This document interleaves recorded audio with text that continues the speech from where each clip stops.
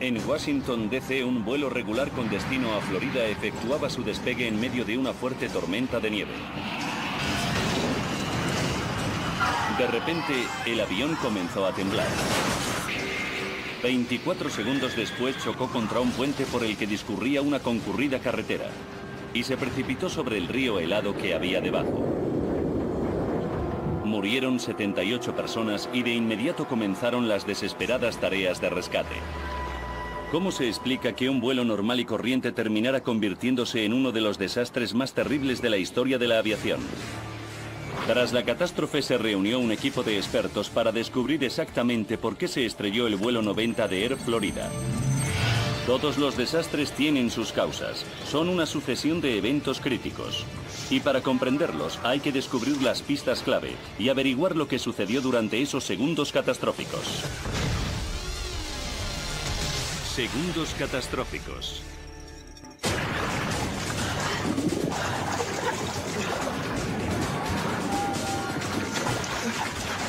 Este hombre acababa de sobrevivir a un accidente de avión, pero el aparato que había caído a un río se hundía, de modo que tuvo que burlar a la muerte por segunda vez.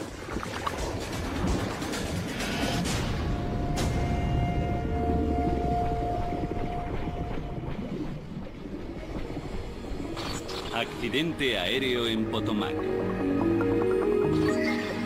Estados Unidos. Washington, Distrito Federal. 13 de enero de 1982. 12:30. Joe Steele, ejecutivo de una importante empresa de telecomunicaciones, llegó al Aeropuerto Nacional de Washington con su secretaria Nikki Feltz.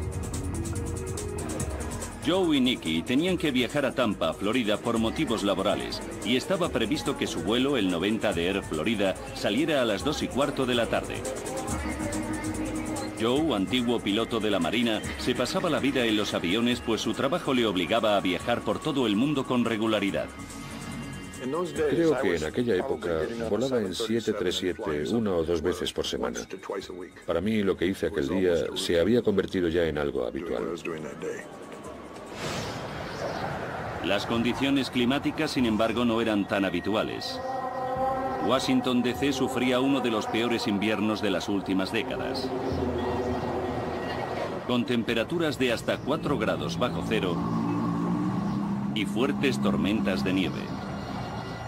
Nikki estaba deseando llegar a un lugar más cálido. De hecho, me comentó que se había llevado el bañador. ¿Y tú?, me preguntó. Ni siquiera me había acordado de meter uno en la maleta. El Aeropuerto Nacional de Washington está solo 5 kilómetros al sur de Capitol Hill, a orillas del río Potomac. Es un importante centro neurálgico donde se dan cita vuelos de todo Estados Unidos y Canadá. En una jornada normal aterrizan aquí más de 400 aparatos.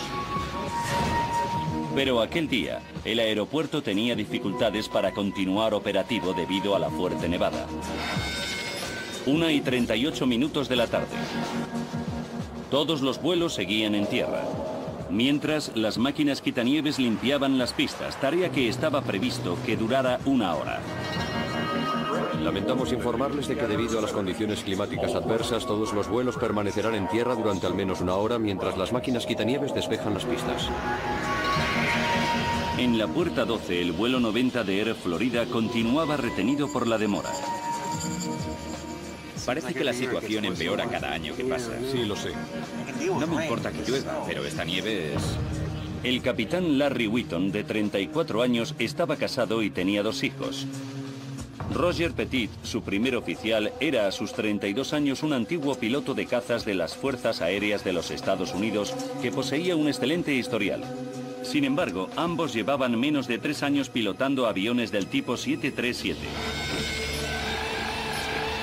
2 de la tarde. Con 20 minutos de retraso comenzó a embarcar el vuelo 90. En su trayecto de 2 horas hasta Tampa viajarían a bordo 71 pasajeros adultos y 3 niños pequeños, por lo que algo menos de la mitad de las plazas quedaron vacías. A muchos los ayudó a instalarse la auxiliar de vuelo de 22 años Kelly Duncan. Para ella este trabajo era un sueño hecho realidad. Me encantaba ser auxiliar de vuelo. Por donde quiera que pasara con mi uniforme la gente lo comentaba. Estaba muy orgullosa de mi trabajo y disfrutaba mucho haciéndolo.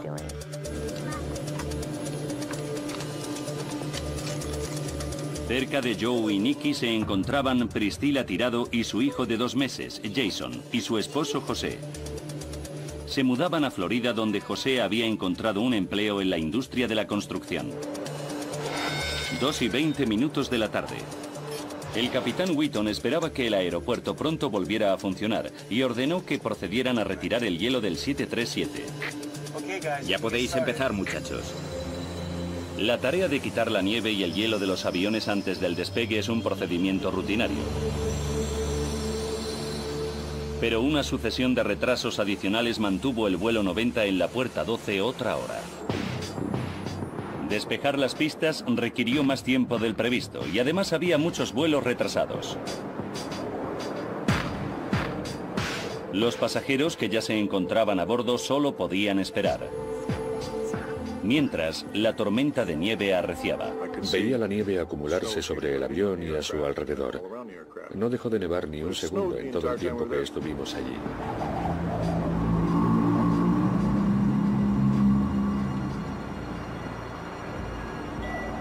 Cuando por fin les autorizaron a abandonar la puerta 12, tampoco pudieron hacerlo de inmediato, pues la capa de hielo que había sobre el asfalto dificultaba los movimientos del avión. Pesamos demasiado para ese hielo. El capitán Wheaton lo solucionó invirtiendo la propulsión de los motores. Escuchadme, voy a invertir la propulsión. ¿Estás seguro? No te preocupes, saldrá bien.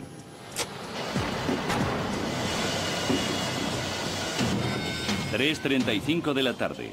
Por fin el vuelo 90 comenzó a rodar por la pista de despegue, 1:20 después de lo previsto. Para la auxiliar de vuelo Kelly Duncan fue un alivio. Me alegró que comenzamos a alejarnos de la pasarela porque pensé que por fin emprenderíamos el viaje. Wheaton y Petit hicieron las comprobaciones previas al despegue. Dispositivo anticongelante. Desconectado. Unidad de potencia auxiliar. En marcha. Luego el vuelo 90 se colocó tras otro avión a la espera de despegar. Hay 2 salidas en las ventanas del centro de la cabina y 2 puertas en la parte delantera. La cosa se pone fea. Creo que nunca había visto una tormenta de nieve así. Los cinturones de seguridad se abren así. Los 2 pilotos vieron nieve sobre las alas del avión. Petit estaba preocupado. Ha pasado ya un buen rato desde que retiraron el hielo. 3:59 de la tarde. El vuelo 90 recibió autorización para despegar. Vuelo 90, colóquese en posición y espere. Que los auxiliares de vuelo ocupen sus asientos, por favor. En la parte trasera de la cabina de pasajeros, Kelly Duncan se abrochó el cinturón. Joe Steely, Nikki Feltz y Priscilla Tirado se encontraban a tan solo unos metros de ella. 3:59 y 45 segundos. Propulsores. Por fin el 737 inició su avance por la pista. Segundos después, las agujas de los propulsores superaban el nivel mínimo requerido para despegar. Parece que no está bien, ¿verdad?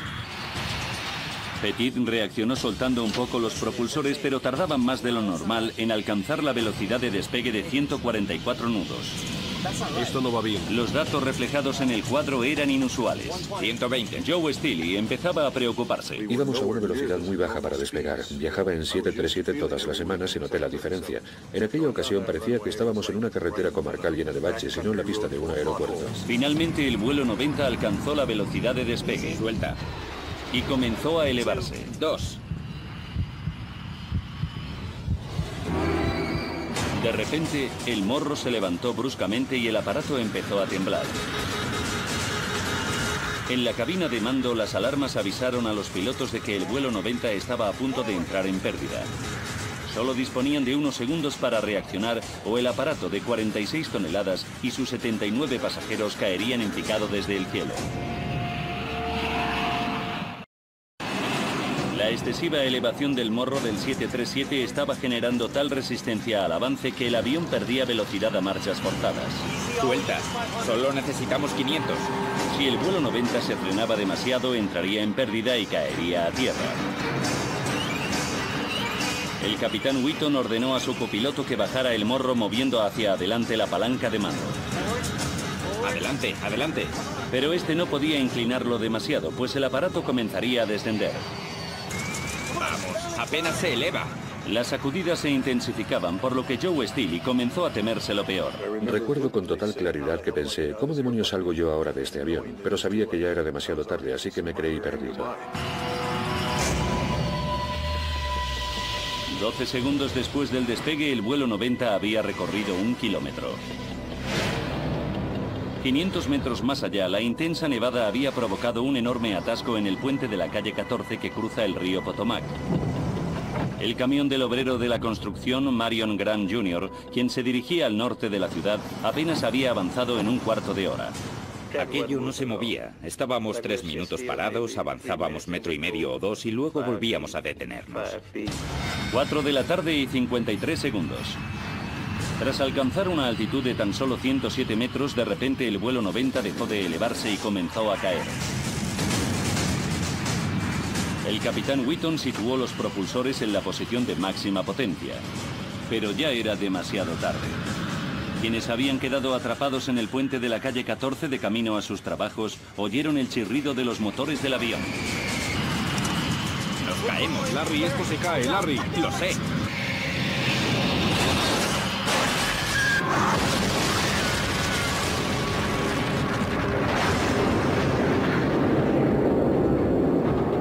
Joe Steele salió disparado cuando el fuselaje del vuelo 90 se partió en 4.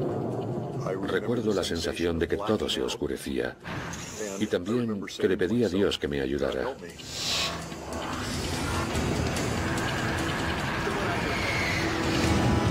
Un ala del avión golpeó el camión de Marion y lo vapuleó como si fuera de juguete. Por suerte, él logró salir con vida de allí. La masacre que ocasionó en el puente fue horrible. Vi a un tipo que había muerto aplastado. Otro estaba decapitado. Cosas así.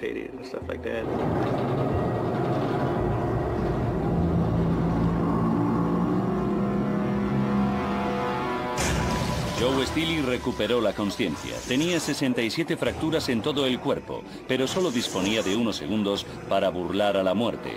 Una vez más. El agua ya casi me llegaba a la nariz y seguía subiendo a toda velocidad. Me pareció que tardé una eternidad en liberar mis piernas de los asientos que se habían caído. Luego traté de ayudar a Nicky a soltarse.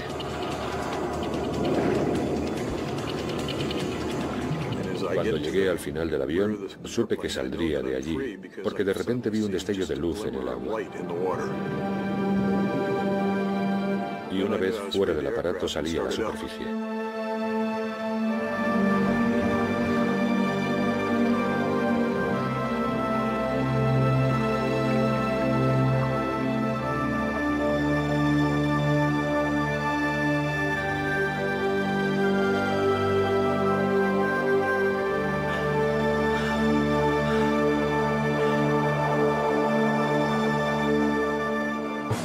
Los testigos de la catástrofe, estupefactos, se agolpaban en el puente.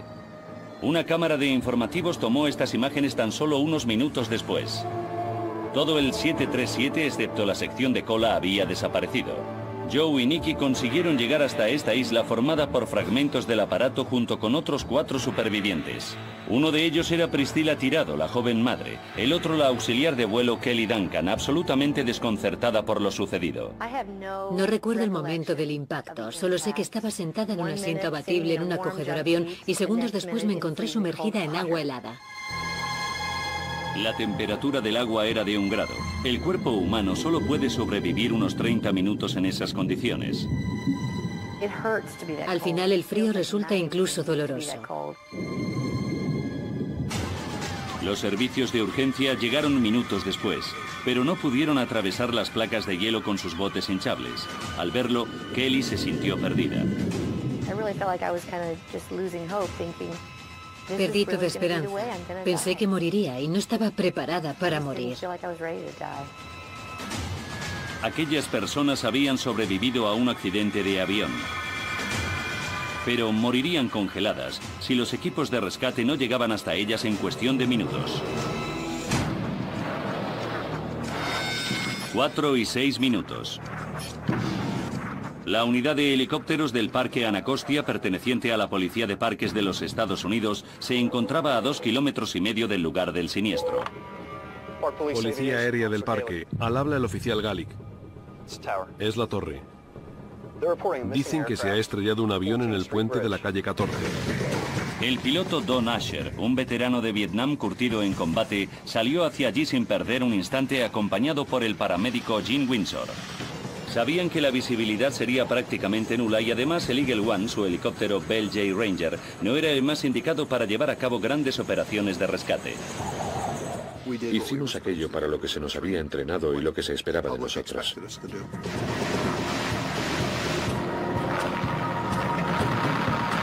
Cuatro y 10 de la tarde.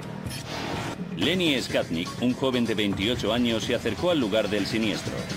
Había visto toda la conmoción mientras regresaba a casa desde su oficina en el centro de Washington. La escena que presenció al llegar le turbó profundamente. Cuando bajamos hasta la orilla del río sentí un escalofrío. En el ambiente reinaba ese silencio tan característico de los días que nieva, roto en este caso por los gritos de alguien que pedía auxilio desde el agua. Se me puso la carne de gallina.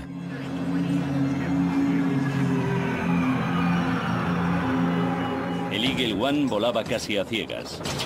Don se vio obligado a escudriñar los terrenos aledaños para localizar las carreteras que sabía conducían al puente de la calle 14. Apenas veíamos nada a través del cristal de la cabina. Gene Windsor unió varios cabos para hacer con ellos improvisadas cuerdas de salvamento. 4 y 22 minutos de la tarde. Los 6 supervivientes llevaban ya 21 minutos en las gélidas aguas. Tenían las extremidades entumecidas y apenas podían mover las manos. Empezaban a perder la esperanza cuando escucharon al Eagle One aproximarse. De repente, oí el ruido de un helicóptero.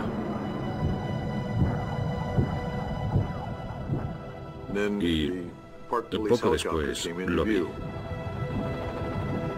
Nadie puede siquiera imaginar el alivio que sentí.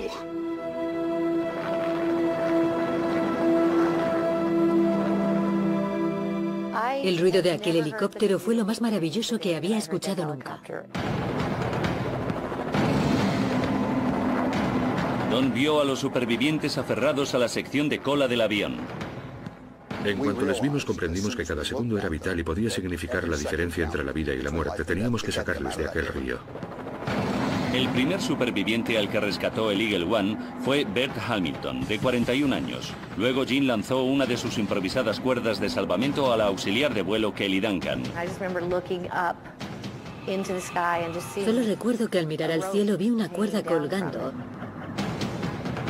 y me la enrollé alrededor del cuerpo para que me subieran.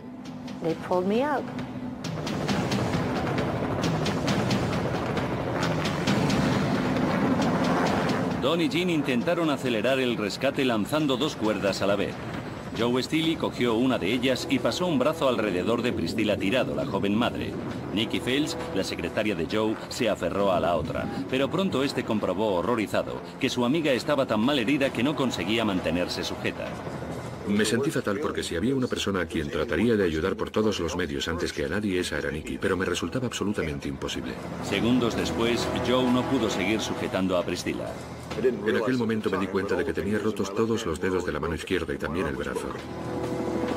El Eagle One puso a Joe a salvo. El equipo sabía que Nikki se mantendría a flote porque llevaba puesto el chaleco salvavidas, de modo que Priscilla se convirtió en su prioridad inmediata. Después de 30 minutos en las gélidas aguas, sus posibilidades de sobrevivir se agotaban. Desde la orilla, Lenny Skatnik contemplaba la escena con horror. Estaba tan cerca que podía ver la expresión de su cara y de sus ojos. Era terrible. Parecía que iba a sufrir un shock. Priscilla era incapaz de aferrarse al salvavidas. Herida, exhausta y cegada temporalmente por el combustible del avión, comenzó a ahogarse. Lenny comprendió que no podía seguir observando. Era demasiado, no podía soportarlo. Realmente pensé que moriría si no la sacaba de allí.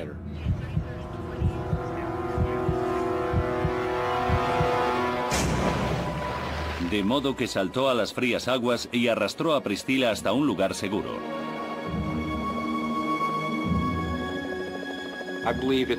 Creo que es un instinto humano. No lo sopesé ni lo medité, simplemente lo hice.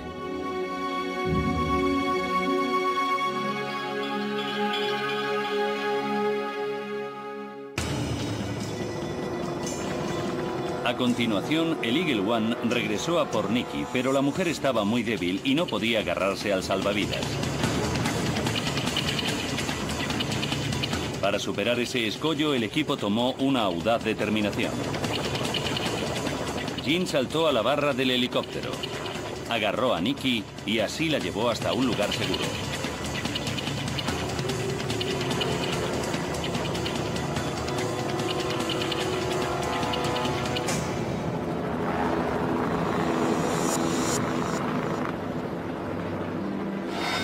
Cuatro y 35 minutos de la tarde. El rescate había finalizado. La sexta persona que se aferraba a los restos del aparato cuya mano se ve en esta imagen había desaparecido. Más tarde lo identificaron como Arlan Williams, un examinador bancario de 46 años. 74 personas, entre pasajeros y tripulantes del 737, perdieron la vida, incluidos el esposo y el bebé de Priscilla tirado. En el puente fallecieron otras 4 personas, lo que elevó la cifra de víctimas mortales a 78. Solo 5 de ellas sobrevivieron a la tragedia y por poco. Tenía el cráneo fracturado y también la nariz, los pómulos, la mandíbula, todos los dedos, el pulgar de la mano izquierda, la pierna derecha y los pies, y la pierna izquierda estaba destrozada. Por lo demás, me sentía bien. También sufrí hipotermia. La catástrofe se comentó en todos los noticiarios del mundo. Algunas de las víctimas perecieron a consecuencia del impacto, pero la mayoría se ahogó en las gélidas aguas del río Potomac.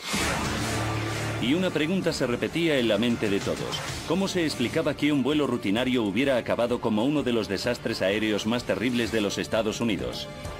Realizando una investigación exhaustiva de los hechos, fue posible descubrir la sucesión de acontecimientos que propiciaron la caída del vuelo 90 de Air Florida.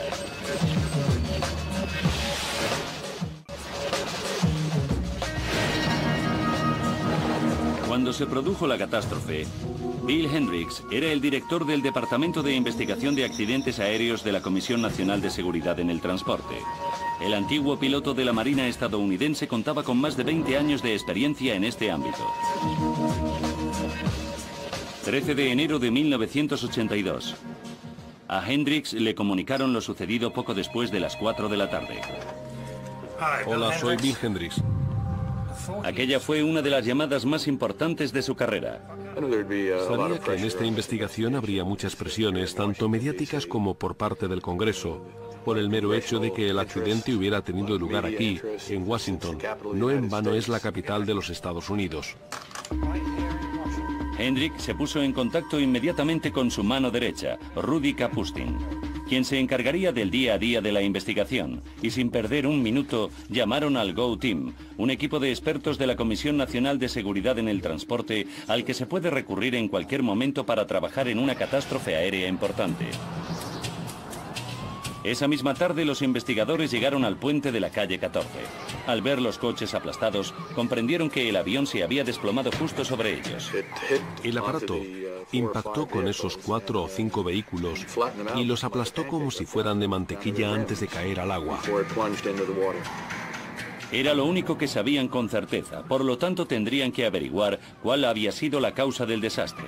Existían muchas posibilidades, desde fallos mecánicos de consecuencias catastróficas hasta un error del piloto o incluso un acto de sabotaje. Sin embargo, a priori, todas las sospechas recayeron sobre la tormenta de nieve. Intuía de que de algún modo la meteorología había influido en todo aquello. Pero Hendricks era consciente de que tenía que haber algo más. Decenas de aviones despegaron del mismo aeropuerto aquel día sin incidentes. Lo que le sucedió al vuelo 90 debió ser algo único. Hendricks tenía ante sí un misterio de complicada resolución.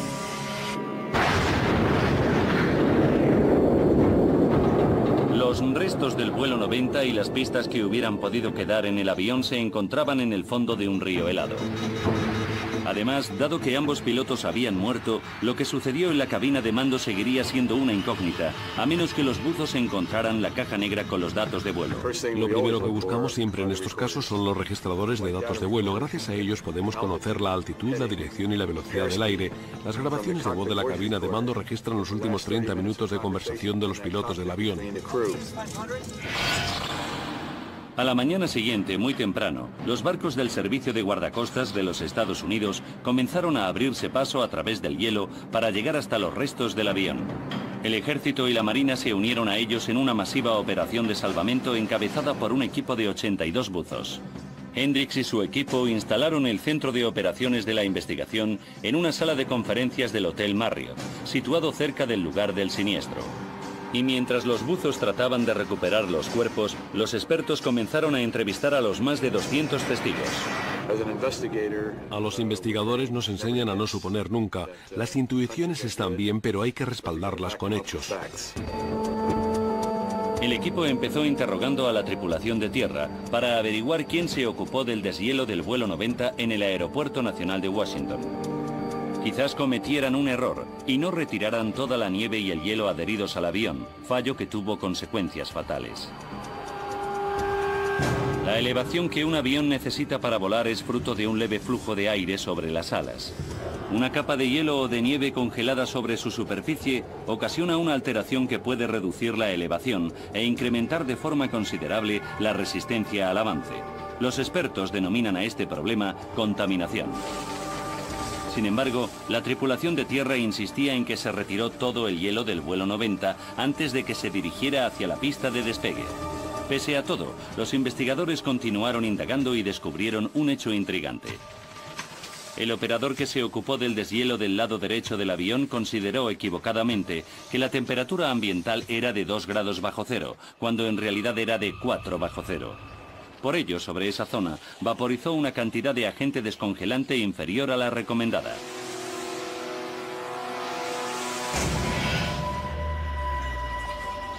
Los investigadores comprendieron que estaban a punto de realizar un importante descubrimiento y decidieron estudiar con más detalle el proceso de deshielo. Estudiamos todo el proceso de deshielo que se llevó a cabo en aquel vuelo, así como la mezcla de fluidos descongelantes y el modo en que se administró.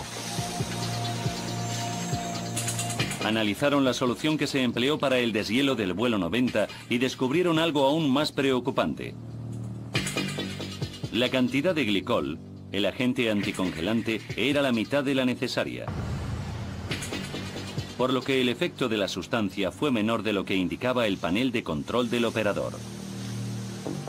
¿Cómo pudo suceder algo así? El equipo examinó todos los componentes del vehículo de deshielo utilizado en el vuelo 90 y encontró la respuesta que buscaba.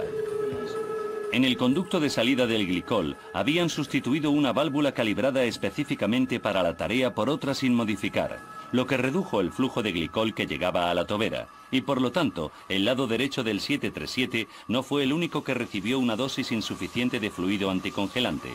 A todo el avión le pasó lo mismo. En aquel avión no se realizó una operación de deshielo demasiado concienzuda, más bien fue mediocre en el mejor de los casos. Se cometieron muchos errores. Pero los investigadores sabían que eso no era en absoluto una prueba concluyente de que en el avión hubiera hielo y nieve cuando despegó. La tripulación de tierra usó la misma unidad de deshielo en otros aparatos sin que se produjeran incidentes, lo que significa que, pese a ser más suave de lo normal, quizás la solución anticongelante funcionara adecuadamente. Hendricks necesitaría pruebas más sólidas para sustentar su corazonada, y lo que su equipo descubrió después les sorprendió. Escuchadme, voy a invertir la propulsión. El capitán Wheaton recurrió a la propulsión invertida para alejarse de la puerta 12. Normalmente los inversores de propulsión se emplean como sistemas de frenado durante el aterrizaje del avión. ¿Estás seguro? Nunca deberían usarse antes del despegue cuando la temperatura exterior es muy baja por una sencilla razón. Invierten el flujo de aire caliente que sale de la parte trasera de los motores y lo canalizan hacia el morro del avión, lo que puede proyectar una nube de escarcha hacia las alas y las aberturas de los motores. Cuando las temperaturas no superan los 0 grados, esa escarcha puede volver a congelarse en unos minutos. La utilización de la propulsión inversa era una prueba más de que la nieve o el hielo pudieron ser los causantes del desastre. El piloto no estuvo muy acertado. No fue buena idea. Luego, Hendricks halló otra pista. Un miembro de su equipo consiguió una fotografía extraordinaria. Se trataba de una instantánea del vuelo 90 tomada por un pasajero de otro avión aproximadamente a las 3:20 de la tarde, tan solo 10 minutos después de que terminara el proceso de deshielo. La imagen no es muy nítida, pero en ella se aprecia ya nieve reciente en el avión. La fotografía confirmaba que el 737 pudo contaminarse después de las tareas de deshielo, con independencia de que el trabajo se realizara bien o mal. Para cuando se cumplió el cuarto día de la investigación, ya se habían recuperado la mayoría de los cuerpos y la operación de salvamento podía centrarse en los restos del aparato siniestrado. Los fragmentos se trasladaron a un hangar del Aeropuerto Nacional de Washington para examinarlos minuciosamente, pero no se obtuvo ningún dato.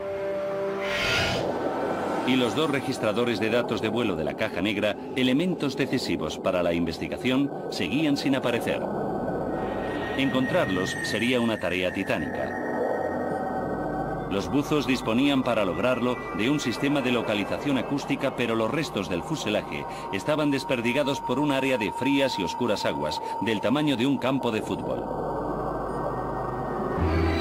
Los periodistas querían respuestas, pero el portavoz de la Comisión Nacional de Seguridad en el Transporte, Francis McAdams, aún no podía anunciar ninguna novedad. Como ya les dije antes, no sabré nada hasta que no reunamos todas las pruebas. Los investigadores se jugaron su última carta. Los supervivientes. Los supervivientes estaban en el avión, escucharon sonidos y sintieron golpes y roces, por lo que podían proporcionarnos una gran cantidad de información. Joe Steele les contó que el vuelo 90 tembló violentamente antes de estrellarse. Sus palabras confirmaron las sospechas de los investigadores. Sabían que las sacudidas pudieron deberse a una alteración del flujo de aire sobre las alas a causa del hielo y la nieve. Pero entonces Joe les comentó que el 737 parecía más lento y renqueante cuando aceleraba para despegar. ¿A qué podía deberse dicha incidencia? Otros aviones no tuvieron ese problema pese a la nieve. Hendricks y su equipo estaban desconcertados.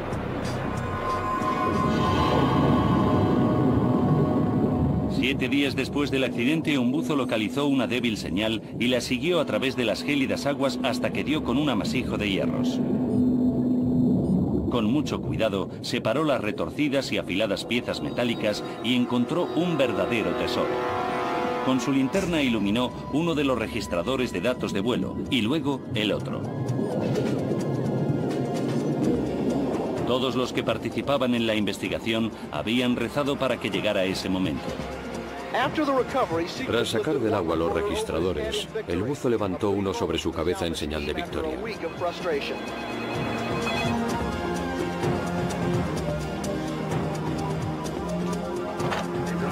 Han encontrado los registradores.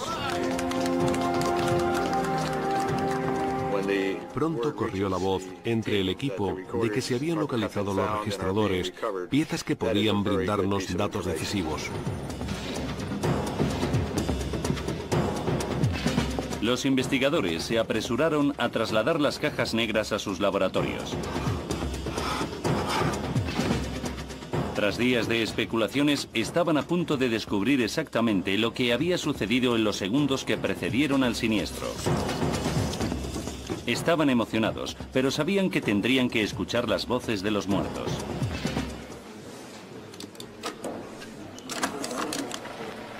La cosa se pone fea. Creo que nunca había visto una tormenta de nieve así. Ha pasado ya un buen rato desde que retiraron el hielo. Al equipo le sorprendió mucho que los pilotos vieran nieve en sus alas y no solicitaran la ayuda de un equipo para resolver el problema. En la superficie de esta habrá unos 6 milímetros de nieve. En la mía también hay un poco. Aquello me dejó perplejo. No lo entendía, pues la normativa federal en materia de aviación no permite el despegue de un avión con nieve, hielo o simplemente escarcha adheridos a las alas. ¿Podría ser ese el motivo de que el morro del avión se elevara en exceso segundos después del despegue? Como bien saben los investigadores, el Boeing 737 tiende a inclinarse pronunciadamente hacia arriba si las alas están contaminadas con hielo o nieve. Las pruebas parecían concluyentes, pero pronto los expertos descubrieron que algo no encajaba. Los comentarios del copiloto Petit acerca de las lecturas de sus instrumentos les dejaron perplejos. ¡Santo cielo, mira eso! Parece que no está bien, ¿verdad? Para averiguar lo que le preocupaba, estudiaron el registrador de datos de vuelo y un nuevo misterio se sumó a la lista de interrogantes. Al parecer, el superviviente Joe Steely tenía razón. El 737 tardó 45 segundos en alcanzar la velocidad de despegue, 15 más de lo normal. Sería lógico que, al estar contaminado por la nieve y el hielo, el despegue se ralentizara un poco, pero no 15 segundos. El equipo comprendió que debía haber otro fallo en el 737, pero no sabían lo que era. Tal vez tuvieran que volver al punto de partida.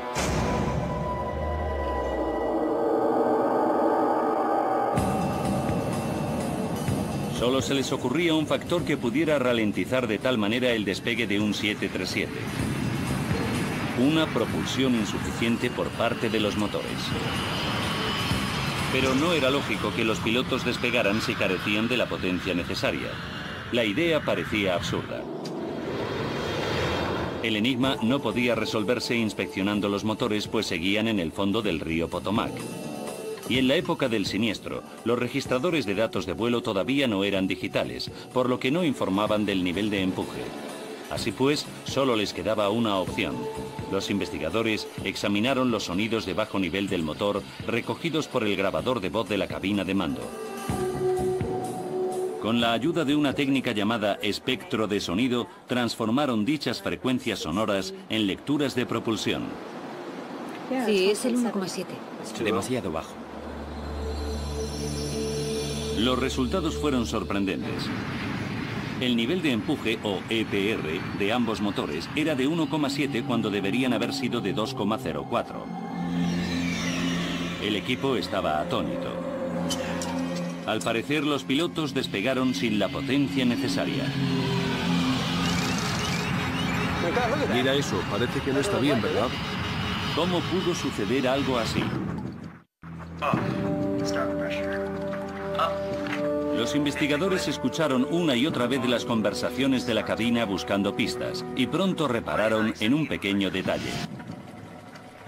Calefacción. Encendida. Dispositivo anticongelante. Desconectado. Unidad de potencia auxiliar. En marcha. ¿Podemos escucharlo otra vez? Los expertos se quedaron sin habla.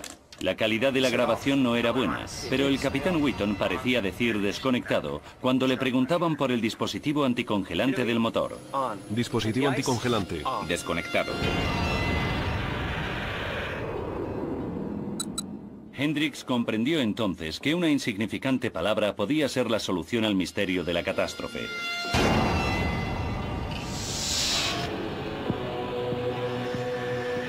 Sabía que en los motores hay dos sensores que registran los datos relativos al empuje, uno en la entrada y otro en la salida. Juntos generan las lecturas de propulsión estableciendo un ratio entre la presión del aire en la parte delantera del motor y en la trasera. Pero si el sistema anticongelante del motor estaba apagado, la nieve pudo congelarse en los sensores situados a la entrada. En otros 737, en situaciones similares, los sensores enviaron a los pilotos datos incorrectos sobre la propulsión, más altos que los reales. Si fue eso lo que sucedió en el vuelo 90, el equipo podría haber despegado sin saberlo, con una potencia insuficiente. Tal vez esta fuera la última pieza del rompecabezas, pero Hendricks necesitaba demostrarlo. De modo que le pidió a Boeing que realizara una serie de pruebas que confirmaran lo que sucedía si la nieve y el hielo bloqueaban los sensores de entrada. Los resultados fueron contundentes. El motor arrojaba de inmediato una lectura de un EPR de 2,04, cuando en realidad era de 1,7, exactamente la misma diferencia de potencia registrada por el análisis de espectro de sonido de los motores del vuelo 90. Eso podría explicar la confusión del copiloto Petit. Esto no va bien. Puede que... Su marcador de EPR indicaba 2,04, pero su posición de propulsión y las lecturas de emisión de calor y flujo de combustible reflejan un nivel más bajo de 1,7. ¿Cómo pudieron cometer los pilotos el asombroso error de olvidar encender el dispositivo anticongelante del motor? ¿Y por qué no abortaron el despegue cuando comprendieron que algo iba mal? Cuando comenzaron los problemas, las observaciones del copiloto deberían haberles llevado a suspender el despegue. Examinando los expedientes de los pilotos, los investigadores descubrieron que ninguno tenía mucha experiencia en vuelos en condiciones invernales. Pero también encontraron datos más preocupantes. Durante los últimos 2 años, el capitán tuvo que repetir 2 pruebas de competencia tras recibir unas calificaciones mediocres. Entre sus puntos más flojos figuraban el cumplimiento de la normativa, el uso de las listas de comprobación y el conocimiento de los sistemas del avión. La revelación le confirió más peso a la teoría de que un error del piloto influyó de manera crucial en la catástrofe. Pero aún faltan 2 pruebas decisivas, los motores del vuelo 90. Sin examinarlos, el equipo no podía demostrar, más allá de toda duda, que el dispositivo anticongelante estuviera apagado o que el siniestro no se debiera a un fallo del motor. Al poco tiempo, los equipos de salvamento sacaban del río los maltrechos motores y 13 días después del desastre se enviaron las piezas a los fabricantes, Pratt y Whitney, para que las examinaran. Los técnicos diseccionaron los motores y buscaron sin descanso cualquier indicio de un problema mecánico. Pero no hallaron nada.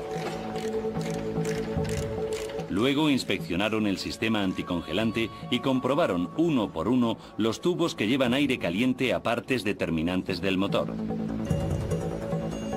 Los resultados fueron incuestionables.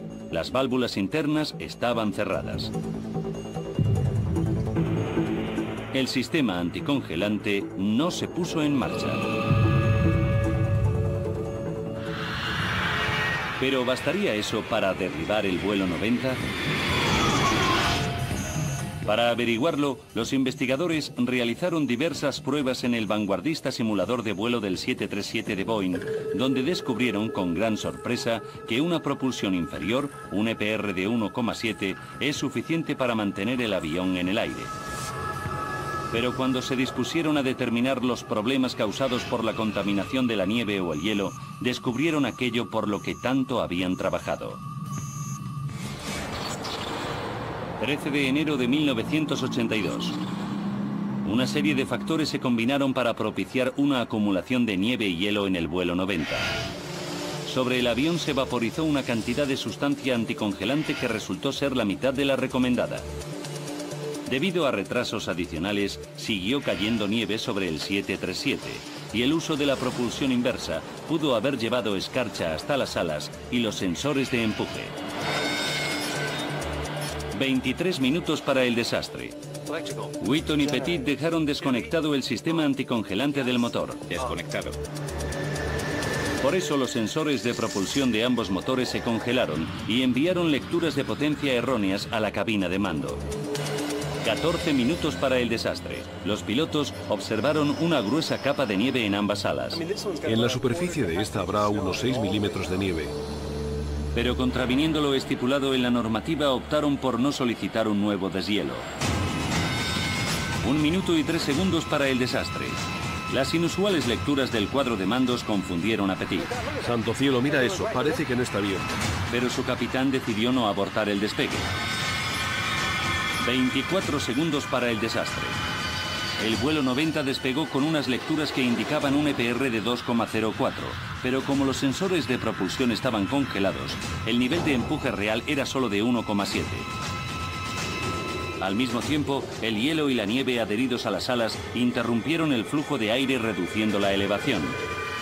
Esto modificó la aerodinámica del 737, por lo que el morro del avión se inclinó pronunciadamente. La resistencia al avance resultante redujo la velocidad y por lo tanto también la elevación. 8 segundos para el desastre. La pérdida de elevación llegó a un punto crítico y cuando volaba a tan solo 107 metros, el aparato de 46 toneladas entró en pérdida y comenzó a caer. ¡Nos caemos! Larry, esto se cae, Larry. ¡Lo sé! A las 4:01 el vuelo 90 chocó contra el puente de la calle 14.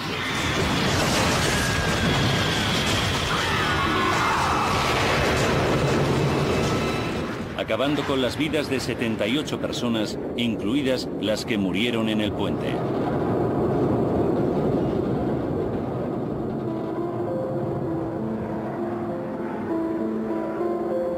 Tras su rescate, el superviviente Joe Steele dejó su puesto como ejecutivo para trabajar por su cuenta.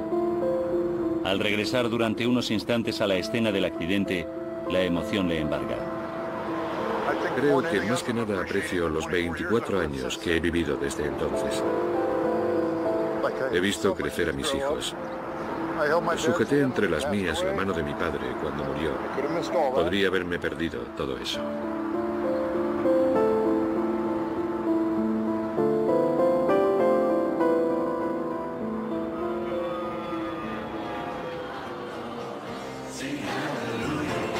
Para la auxiliar de vuelo Kelly Duncan, el desastre fue un punto de inflexión. Aquel helicóptero fue la respuesta a mis plegarias. La experiencia me cambió la vida y en lugar de alejarme de Dios, de repente empecé a correr hacia Él.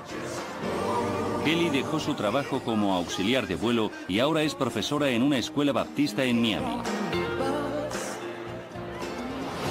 Tras el desastre, se impusieron una serie de directivas para mejorar considerablemente todos los procedimientos de deshielo de las naves. Incluyeron asimismo medidas destinadas a garantizar que el hielo no pudiera bloquear los sensores de propulsión. Gracias a esos cambios, ahora para todos los aviones, volar en invierno es mucho más seguro.